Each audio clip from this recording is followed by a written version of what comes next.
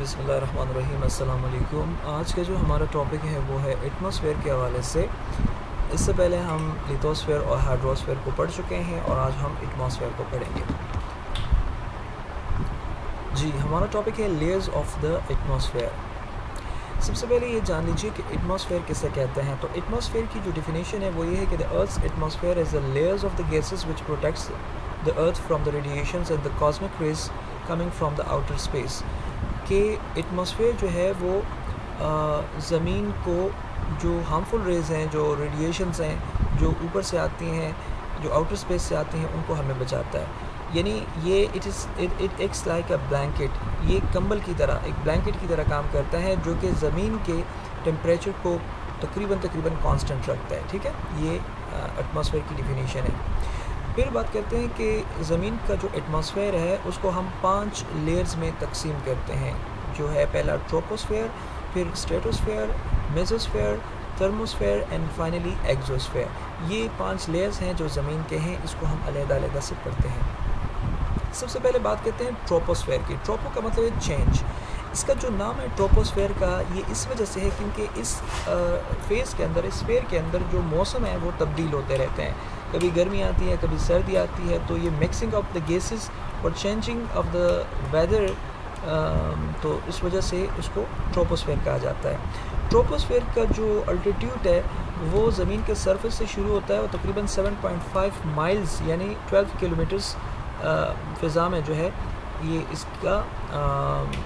इसका रेंज है। ठीक है, और ये भी जान लीजिए कि ट्रोपोस्फेयर जो है ज़मीन का वो एटमॉस्फेयर का वो लेयर है कि जिसमें पूरा जो हमारा एटमॉस्फेयर है ज़मीन का, उसका 75% एयर जो है वो इसमें पाया जाता है और वाटर वेपर्स भी इस ही स्फेयर में पाए जाते हैं। याद रखिए, इसमें जो गैसेस हैं उसका जो रेशो है उसमें 78% नाइट्रोजन है हमारे पास, 21% ऑक्सीजन है और 1% हमारे पास अदर गैसेस जैसे argon, carbon dioxide and water vapours शामिल हैं। ठीक है, फिर हम बात करते हैं सेकंड स्फेयर की, जो कि है स्ट्रेटोस्फेयर। स्ट्रेटोस्फेयर का मतलब है, स्ट्रेट का मतलब है लेयर।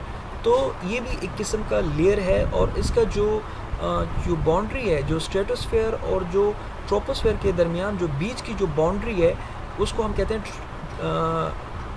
ट्रोपोपॉज।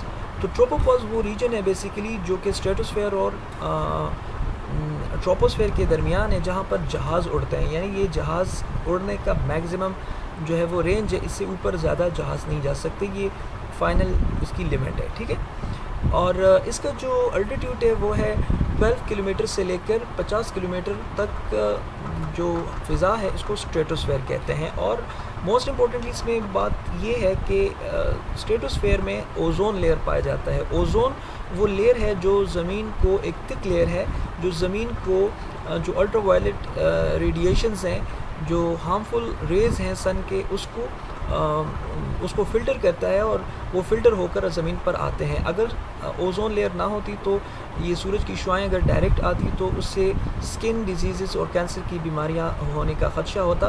तो लिहाजा ओज़ोन लेयर स्ट्रेटोस्फेयर में पाया जाता है। ठीक है, फिर हमारे पास है मेसोस्फेयर। मेसो का मतलब है मिडल।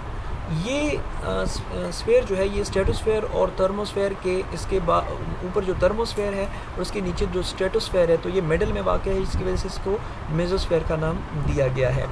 ये एक ऐसा लेयर है जो कि 50 किलोमीटर से शुरू होता है और तकरीबन 85 किलोमीटर अल्टीट्यूड में ये इस बीच में पाया जाता है। करीबन 22 किलोमीटर या 35 किलोमीटर्स 22 माइल्स पर मुश्तमिल होता है। मेसोस्फेयर और जो स्ट्रेटोस्फेयर के दरमियान की जो बाउंड्री है उसको हम कहते हैं स्ट्रेटोपॉज। ठीक है, मेसोस्फेयर की खुसूसियत यह है कि मेसोस्फेयर जो है उसमें क्या होता है कि most meteors burn up in this atmospheric layer. आपको पता है कि मेटियोराइड्स जो होते हैं, मैंने पहले आपसे अर्ज़ किया था, मेटियोराइड्स जो होते हैं ज़मीन के इर्द गिर्द एक कुछ बड़े पत्थर और कुछ छोटे पत्थर जो है घूम रहे हैं, कभी कभी वो ज़मीन की फ़ज़ा में दाखिल होने की कोशिश करते हैं।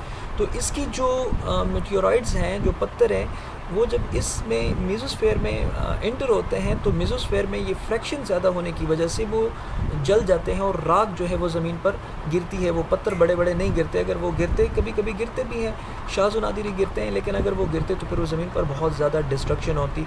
तो ये मेसोस्फेयर से जब वो दाखिल होते हैं तो फ्रैक्शन और उसकी स्पीड की वजह से वो जो रात के वक्त वो जो शोला सा दिखाई देता है वो असल में वो मेटियोर्स होते हैं, जो कि जब वो मेसोस्फेयर से इंटर होते हैं तो वो आग हो जाते हैं और वो राख हो जाते हैं। ठीक है, तो ये भी मेसोस्फेयर में होता है और ये उसकी खुसूसियत है। आगे जाते हैं, हमारे पास नेक्स्ट जो है नेक्स्ट हमारे पास जो लेयर है, जो स्फेयर है, वो है थर्मोस्फेयर का। थर्मो का मतलब है हीट। इस लेयर में, इस स्फेयर में बहुत ज़्यादा टेम्परेचर होती है, तो जिसकी वजह से इसको थर्मोस्फेयर का नाम दिया जाता है। चूँकि थर्मोस्फेयर और मेसोस्फेयर के दरमियान जो बाउंड्री है उसको कहते हैं मेसोपॉज। ठीक है, मेसोपॉज कहते हैं उसको।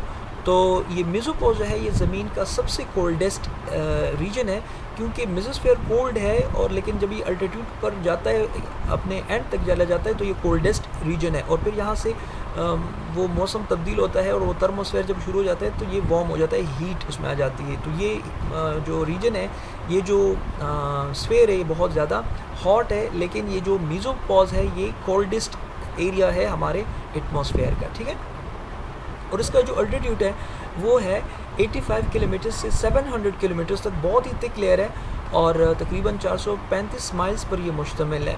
ठीक है, और दूसरी बात यह है कि इस रीजन में, इस स्फेयर में हमारे पास बहुत ही लाइट गैसेस होती हैं, ऑक्सीजन होता है, हीलियम होता है और हाइड्रोजन होता है। ठीक है, तो ये थर्मोस्फेयर के हवाले से इंफॉर्मेशन है।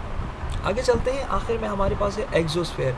एक्सो का मतलब है आउटसाइड, और इसको इस वजह से एक्सोस्फेयर कहते हैं क्योंकि outer most layer of the earth है और ये शुरू होता है 700 किलोमीटर से और 10,000 किलोमीटर्स तक ये चला जाता है, करीबन 6,214 माइल्स पर ये मुश्तमिल है एक्सोस्फेयर। ठीक है, तो ये हमारे पास ज़मीन के एटमॉस्फेयर के डिफरेंट स्फेयर्स और डिफरेंट लेयर्स हैं।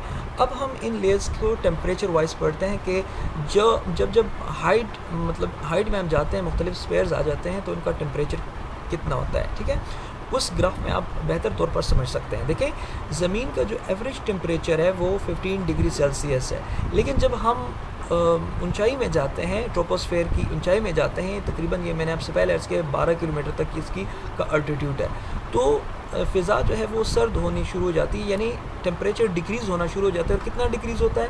वो तकरीबन -56 डिग्री सेल्सियस तक चला जाता है।